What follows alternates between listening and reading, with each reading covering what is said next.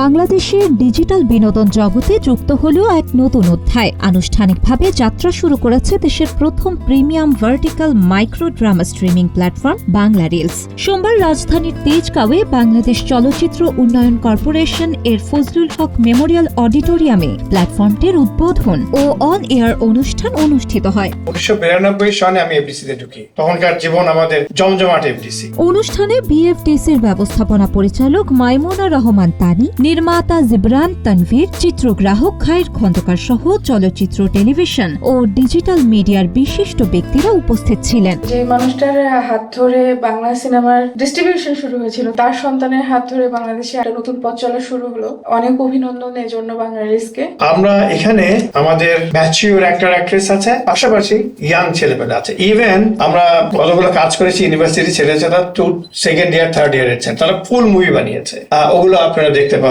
আমরা কিন্তু একদম প্রাণবন্ত সবাইকে নিয়ে কাজ করছি। আমি চাই কন্টেন্ট ক্রিয়েটাররা এখানে আসুক, এফডিসি তে ঢুকুক। এফডিসি কে একদম কি বলবো, প্রচুর ভাই মনে আছে ওই দিনগুলোর কথা আমাদের। হ্যাঁ, যখন আমরা এফডিসি ঢুকলে মনে হতো যে ঢোকা মানেই একটা প্রাণচঞ্চল ব্যাপার, সেটা আমি আনতে চাই। জানি না পারবো কিনা। আশা করি বাংলাদেশ ঠিক তেমনটাই ফেমাস হবে যেমনটা অন্যান্য প্ল্যাটফর্ম রয়েছে, যেহেতু এটা বাংলাদেশের নতুন। Pray that we are gonna do something very great with this new opportunity. দুর্দান্ত পারফরমেন্স করার সুযোগ এই বাংলা রিলসে আছে।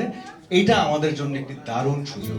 স্মার্টফোন ব্যবহারকারীদের কথা মাথায় রেখে তৈরি বাংলা রিলসের শুধু ভার্টিক্যাল ফরম্যাটের স্বল্প দৈর্ঘ্য নাটক ও ড্রামা সিরিজ দেখা যাবে। প্ল্যাটফর্মটিতে রোমান্স, কমেডি, থ্রিলার, পারিবারিক ও সামাজিক গল্পভিত্তিক মৌলিক কন্টেন্ট প্রকাশ করা হবে। বাংলা রিলসের প্রতিষ্ঠাতা সাজেদ উদ্দিন চৌধুরী জানান, বাংলা চলচ্চিত্রের ঐতিহ্য থেকেই তিনি অনুপ্রাণিত। তার বাবা মোশাররফ হোসেন চৌধুরী 1956 সালে মুক্তিপ্রাপ্ত প্রথম বাংলা ভাষার চলচ্চিত্র মুখ ও মুখোশ এর পরিবেশনার সঙ্গে যুক্ত ছিলেন। সেই উত্তরাধিকারকে ধারণ করেই আধুনিক মোবাইল প্রযুক্তির মাধ্যমে বাংলা গল্প বিশ্বজুড়ে দর্শকদের কাছে পৌঁছে দেওয়ার লক্ষ্য নিয়ে যাত্রা শুরু করেছে বাংলা রিলস। পাশাপাশি দেশীয় নির্মাতাদের জন্য নতুন সুযোগ সৃষ্টি এবং ডিজিটাল বিনোদন শিল্পের বিকাশেও ভূমিকা রাখতে চায় প্রতিষ্ঠানটি।